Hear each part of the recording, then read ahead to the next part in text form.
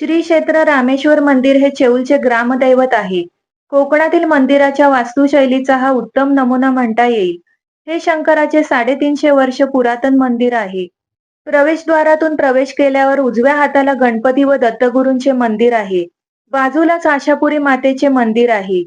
मंदिराबाहेरील दीपमाळ आपले विशेष लक्ष वेधून घेतात. मंदिराच्या समोरच एक भली मोठी पुष्करणी आहे.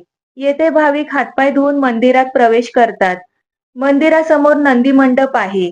भगवान शंकरांची ऊर्जा शक्ती प्रबळ असल्यामुळे केव्हाही शिवदर्शन घेण्या अगोदर नंदीच्या शिंगावर अंगठा व अंगठ्याच्या बाजूचे बोट अशा प्रकारे ठेवूनच दर्शन घ्यावे.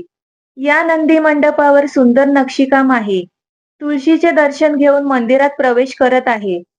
मंदिराच्या सभामंडपात अग्नी, वायू आणि पर्जन्य कुंड आहेत. अग्नी व वायुकुंड ही सध्या बंद केली आहेत. मंदिराच्या गाभाऱ्यात पितळी पत्र्याने मढवलेली शाळुंका आणि मध्यभागी स्वयंभू शिवलिंग आहे. येथे पार्वती मातेची मूर्ती नसल्याने स्त्रियांना गाभाऱ्यात जाण्यास मनाई आहे.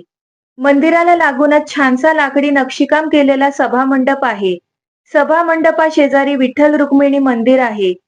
याच मंदिरात गणपतीच्या 2 जुन्या मूर्त्या सुद्धा आहेत. मंदिराचे छत उतरत्या कौलांचे बनलेले असून यावर सुंदर नक्षीकाम आहे. त्रिपुरी पौर्णिमेला येथे दीपोत्सव व विद्युत रोषणाई केली जाते. विद्युत रोषणाई केल्यामुळे मंदिराची शोभा खूप वाढते व भाविक हे दृश्य टिपण्यासाठी येथे येतात. पावसाळ्यात ही पुष्करणी भरल्यावर येथे पोहण्याच्या स्पर्धा असतात. हे दृश्य पाहण्यासाठी व स्पर्धेत भाग घेण्यासाठी येथील रहिवासी गर्दी करतात.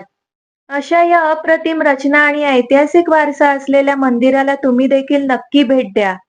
नमस्कार, मी पूजा मडवी आणि तुम्ही पाहताय पूजा के क्रिएटिव्ह व्हिडिओज यूट्यूब चॅनल. संपूर्ण व्हिडिओ पाहण्यासाठी कॅप्शनमध्ये दिलेल्या लिंकवर क्लिक करा. हर हर महादेव.